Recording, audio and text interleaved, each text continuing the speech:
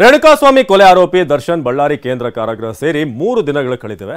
ಅಪಾರ ಅಭಿಮಾನಿಗಳನ್ನು ಹೊಂದಿರುವಂತಹ ದಾಸನ ಕುರಿತ ಜೈಲಿನ ಹೊರಗೂ ಕೂಡ ಅನೇಕ ಚರ್ಚೆಗಳು ನಡೀತಾ ಇದೆ. ತನಿಖೆ ಚಾರ್ಜ್ ಶೀಟ್ ಸಲ್ಲಿಸುವಂತ ಹಂತಕ್ಕೆ ಬಂದು ನಿಂತಿದ್ದು, ಮತ್ತೊಂದು ಕಡೆ ದರ್ಶನ್ ಬಗ್ಗೆ ನಟ ಕಿಚ್ಚ ಸುದೀಪ್ ಮಾತನಾಡಿದ್ದಾರೆ. ನಾವಿಬ್ರು ಸರಿಯಿಲ್ಲ, ಬೇರೆ ಅಭಿಮಾನಿಗಳನ್ನ ತಿದ್ದಲು ನಾನಿಲ್ಲ.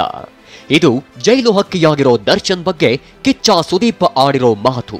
ಸುದೀಪ್ ದರ್ಶನ್ ಬಗ್ಗೆ 2ನೇ ಸಲ ಮನಬಿಚ್ಚಿ ಮಾತನಾಡಿದ್ದಾರೆ.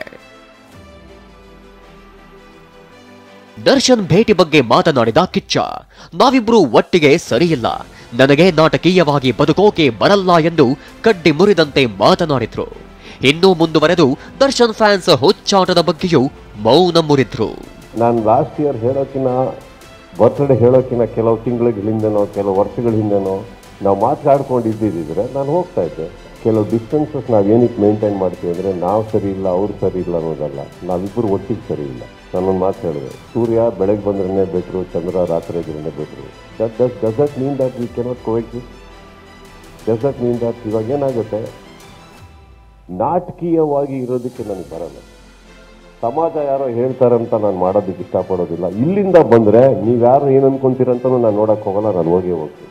ನಮ್ಮ ಫ್ಯಾನ್ಸ್ ಬಗ್ಗೆ ನಾನು ಮೇಂಟೈನ್ ಮಾಡ್ಬೋದು, ಅವ್ರೇನಾದ್ರು ತಪ್ಪು ಮಾಡೋದಕ್ಕೆ ಕರೆದು ಉಗಿಬೋದು, ಯಾಕ್ರೆ ಹಿಂಗೆ ಮಾಡ್ತಾ ಇದ್ದೀರಾ ಅಂತ. ನನಗೆ ಬೇರೆಯವ್ರ ಬಗ್ಗೆ ನಮಗೆ ಗೊತ್ತಿಲ್ಲ, ಏನಕ್ಕಂದ್ರೆ ಆ ಅಧಿಕಾರ ನಮಗೆ ಬೇಡ ಬೇಡ, ಕರೆಕ್ಷನ್ ಮಾಡೋಕ್ಕೆ ನಾನು ಹುಟ್ಟು ಇಲ್ಲ.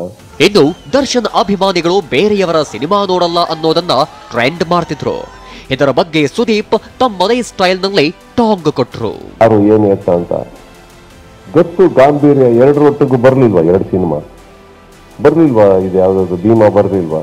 ನುಗ್ಲಿಲ್ವಾ? ಜನ ನೋಡ್ಲಿಲ್ವಾ? ಅದು ಬರಲ್ಲ ಇದು ಬರಲ್ಲ, ಅಲ್ಲೂ ಫಸ್ಟ್ ಡೇ ಬರಬೇಕಾದ್ರೆ ಅದು ಹೋಗಲ್ಲ ಇದು ಹೋಗಲ್ಲ ಅಂತ ಅಂದರು, ಹೋಯ್ತಲ್ಲ. ಚಿತ್ರರಂಗದಲ್ಲಿ ಚಿತ್ರರಂಗ ಅನ್ನೋದು ಏನಿದೆ ಸರ್, ಯಾರು ಅದರ ಪ್ರಾರಂಭ ಅಲ್ಲ, ಯಾರು ಅದರ ಅಂತ್ಯ ಅಲ್ಲ. ದರ್ಶನ್ ಸ್ನೇಹಿತೆ ಪವಿತ್ರ ಗೌಡ ಜಾಮೀನು ಅರ್ಜಿ ವಜಾ. ಇನ್ನು ದರ್ಶನ್ ಸ್ನೇಹಿತೆ ಪವಿತ್ರ ಗೌಡಗೆ ಕೋರ್ಟ್ನಲ್ಲಿ ಶಾಕ್ ಎದುರಾಗಿದೆ. ಜಾಮೀನು ಕೋರಿದ್ದ ಅರ್ಜಿ ವಜಾಗೊಂಡಿದೆ. ಈ ಮಧ್ಯೆ ಎಸಿಪಿ ಚಂದನ್ ಕುಮಾರ್ ಗೃಹ ಸಚಿವರನ್ನ ಭೇಟಿ ಮಾಡಿದ್ದಾರೆ. ಪರಪ್ಪನ ಅಗ್ರಹಾರದ ಕರ್ಮಕಾಂಡದ ಬಗ್ಗೆ ಮಾತನಾಡಿದ್ದಾರೆ.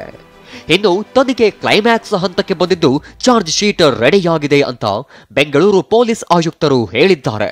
ಚಾರ್ಜ್ ಶೀಟ್ ಆದಷ್ಟು ಶೀಘ್ರದಲ್ಲಿ ಹಾಕ್ತೇವೆ. ಈಗಾಗಲೇ ಚಾರ್ಜ್ ಶೀಟ್ ರೆಡಿಯಾಗಿದೆ. ಎಲ್ಲ ವರದಿಗಳು ಕೈ ಸೇರಿದ್ದಾವೆ.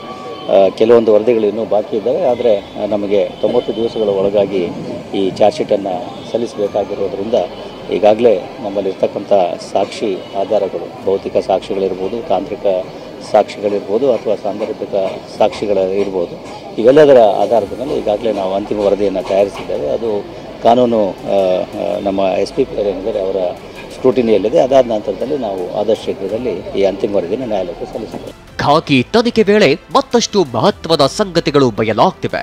ಬೇಕರಿ ರಘು ಅಣತೆಯಂತೆ ವೇಲು ಫೋಟೋ ತೆಗೆದಿರೋ ವಿಚಾರ ಹೊರಬಿದ್ದಿದೆ. ಮತ್ತೊಂದು ಕಡೆ ಜಾಮಾರ್ ವೇಕ್ ಮಾಡಿದ್ದಾಗ ಧರ್ಮ ವಿಡಿಯೋ ಕಾಲ್ ಮಾಡಿರೋದು ಗೊತ್ತಾಗಿದೆ. Bureau report, TV9.